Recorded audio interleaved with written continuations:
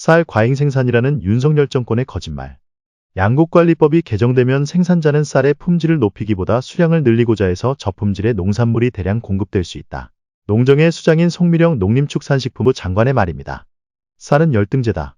선진국이 되면 소비가 감소하는데 생산 늘리는 시그널을 주면 결국 농업이 사라진다. 농업 분야 최고의 국책연구기관인 농촌경제연구원 한두봉 원장의 말입니다. 마치 밥 안 먹고 사는 사람들처럼 쌀을 공격하고 있습니다. 이들과 같은 윤석열 정권 농정관료들의 발언 기저에는 쌀이 과잉 생산된다는 의식이 뿌리박혀 있습니다.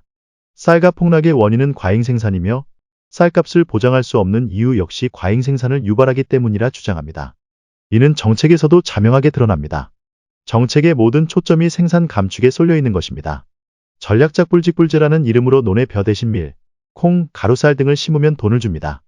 농지은행에서 농지를 빌리면 벼 대신 다른 작물을 심어야 합니다. 덕분에 수혜에 약한 콩을 논에 심었던 수많은 농민들이 피해를 입는 일이 벌어지기도 했습니다. 그렇다면 쌀은 정말 과잉 생산되고 있을까요? 결론부터 말하자면 아닙니다. 최근 5년간 평균 쌀 자급률은 94.3%로 100%에 미치지 못합니다. 100%를 넘긴 해도 한 번에 불과합니다. 지난 5년 중 4년은 수요량만큼도 생산하지 못했다는 뜻입니다. 과잉 생산은커녕 자급조차 하지 못하는 나라에 우리는 살고 있습니다. 쌀값 폭락의 원인은 결코 과잉 생산일 수 없습니다. 그렇다면 쌀값 폭락의 진짜 원인은 무엇일까요? 바로 수입쌀입니다. 한국은 매년 40만 8,700톤의 쌀을 수입하고 있습니다. 앞서 살펴본 5개년의 국내 생산량은 약 371만 톤이었다는 점을 봤을 때 국내 생산량의 약 11%가 매년 수입되고 있는 것입니다. 94.3%라는 5년 평균 자급률의 11%를 더하면 105.3%가 됩니다. 수입쌀이 쌀의 과잉 공급을 유발하면서 가격을 폭락시키고 있는 것입니다. 그럼에도 윤석열 정권은 이 사실은 가린 채 쌀 과잉 생산만을 이야기하며 농민들을 탓하고 있습니다. 의무는 아니지만 수입은 해야 하는 이상한 협정. 왜 우리는 쌀을 이렇게 많이 수입하고 있을까요? 의무인 듯 의무 아닌 의무 같은 이상한 협정 때문입니다. 이 협정을 이해하려면 우루과이 라운드 이래 30여 년을 이어져 오는 농산물 시장 개방의 역사를 알아야 합니다.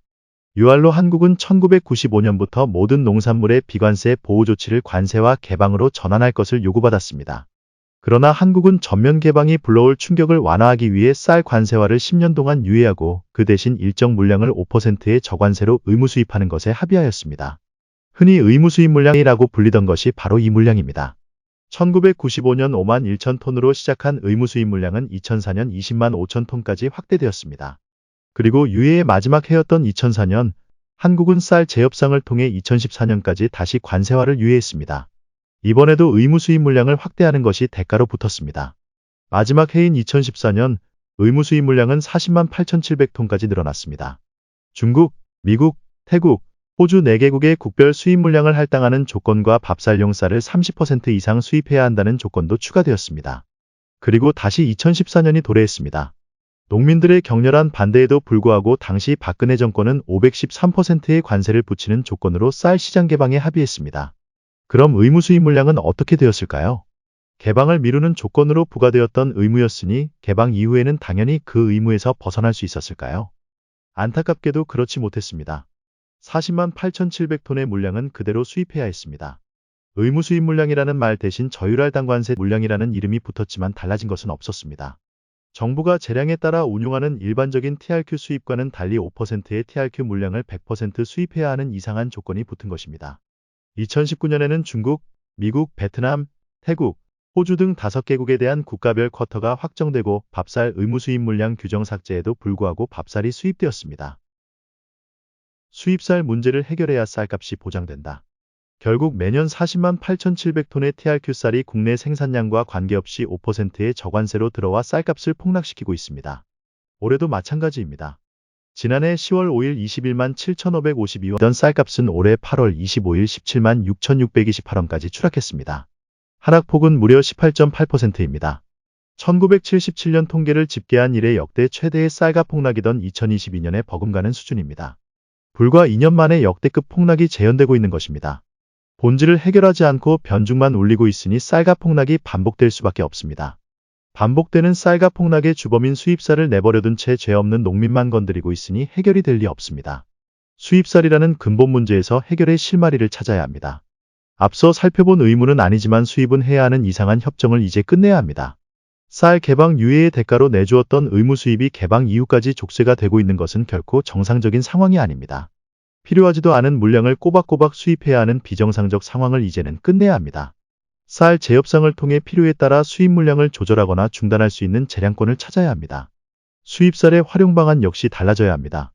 우리는 수입쌀의 대부분을 식용으로 활용하고 있습니다. 밥쌀용, 가공용, 주정용으로 활용되는 물량을 합치면 전체 수입 물량의 94%에 달합니다. 국산쌀이 저가의 수입쌀과 직접적으로 경쟁할 수밖에 없는 것입니다. 반면 우리와 비슷하게 많은 물량을 수입하고 있는 일본은 수입쌀 중 26%만을 식용으로 활용하고 있습니다. 나머지 74%는 해외 원조나 사료용으로 활용되고 있습니다.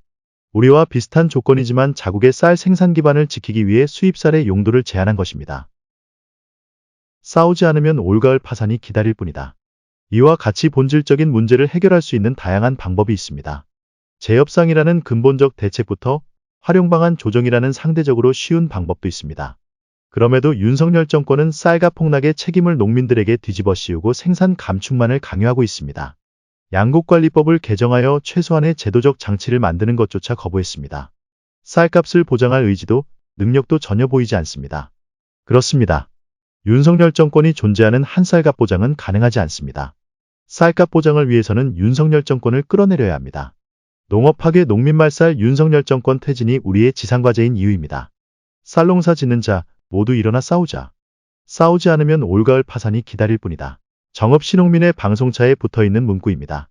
올해 우리가 놓인 상황을 이보다 더 잘 표현할 수 없는 문구입니다. 올가을 파산이라는 운명을 스스로 바꾸기 위해 모두 일어나 싸워서 윤석열 정권 퇴진시키고 새로운 운명을 개척합시다. 투쟁